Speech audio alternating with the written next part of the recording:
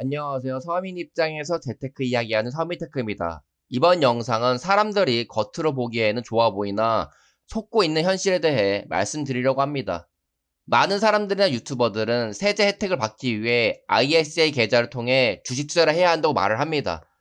하지만 이 부분은 바로 앞에 있는 작은 이득을 얻느라 뒤에 가려져 있는 큰 손해를 보지 못하고 있는 사람들이나 하는 이야기입니다. 왜냐하면 양도세 세제 혜택은 최대 15% 정도인데 문제는 벌은 돈을 3년간 돈을 뺄 수가 없다는 것이죠.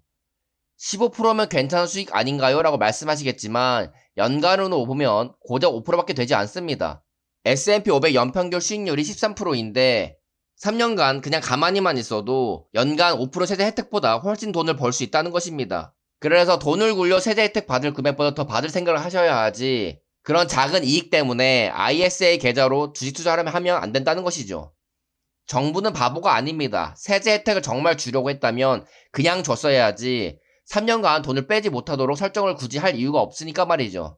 여러분에게는 5%의 세제 혜택을 준다고 해놓고 정부는 묶어둔 돈으로 5% 이상의 투자 수익률을 얻어 돈을 벌고 있을 것입니다. 보험도 마찬가지예요. 많은 사람들이 보험을 개인당 10만원 이상 들고 있는데 그건 보험회사에게 돈 버는 기회를 주는 바보 같은 행동입니다. 차라리 그 돈으로 본인이 직접 투자를 해서 수익률을 올리고 그 돈으로 나중에 노후 대비와 사고 났을 때 번 돈으로 내는 게 훨씬 더 효율적인 행동이라는 것이죠. 정부가 추진한 국민연금도 마찬가지입니다. 왜 정부가 국민연금이란 제도를 만들었을까요? 정말로 우리 국민들의 노후를 생각해서 만들었을까요? 그럴 리가 없습니다. 그랬다면 애초부터 최초 국민들에게 거둔 연금을 잘 관리해서 본인이 낸 돈을 나중에 받게 했었겠죠. 최초 받은 돈을 나라에 있는 도둑놈들이 다 써서 없애고 그 뒷세대에 거둔 돈으로 앞세대한테 돈을 준다는 것만 봐도 정부가 돈이 필요하니까 그런 꼼수로 써서 돈을 마련하는 것입니다. 정부 자신들의 부채 비율도 관리 못해서 파산할지도 모르는데 개인 금융 관리를 대신 해준다는 게 어이가 없는 것이죠.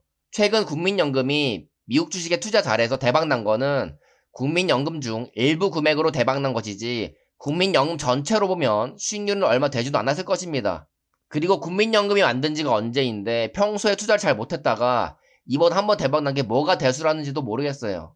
최근 정부에서는 퇴직연금을 퇴직해도 바로 못 빼도록 추진하고 있고 부동산 쪽에서는 전세 사기를 발생하지 않기 위한 명목으로 전세금을 정부한테 인형을 맡기도록 추진한다고 합니다.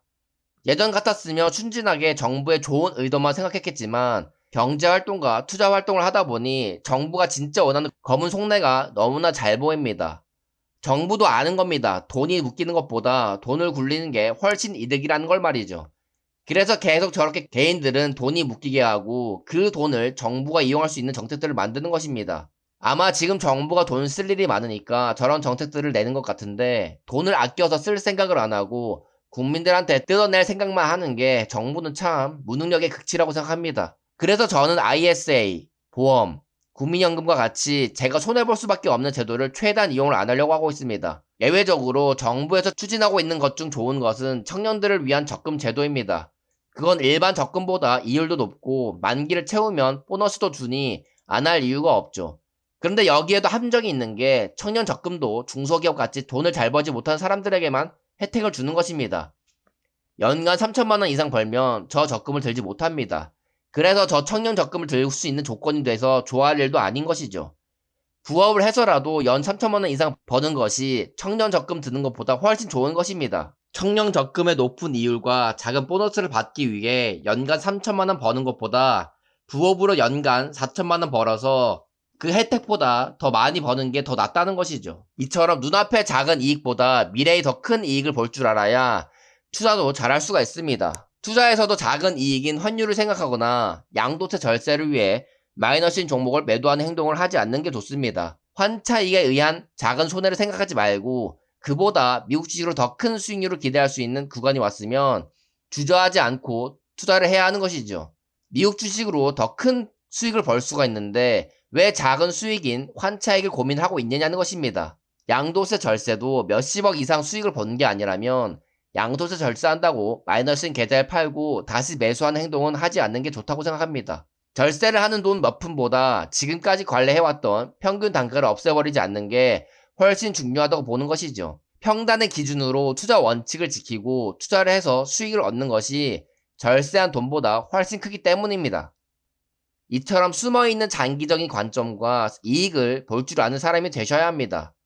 그래서 다시 한번 말씀드리지만 ISA 계좌, 보험과 같이 돈이 묶여있다가 나중에 받을 수 있는 그런 제도는 이용하지 않으시길 바랍니다.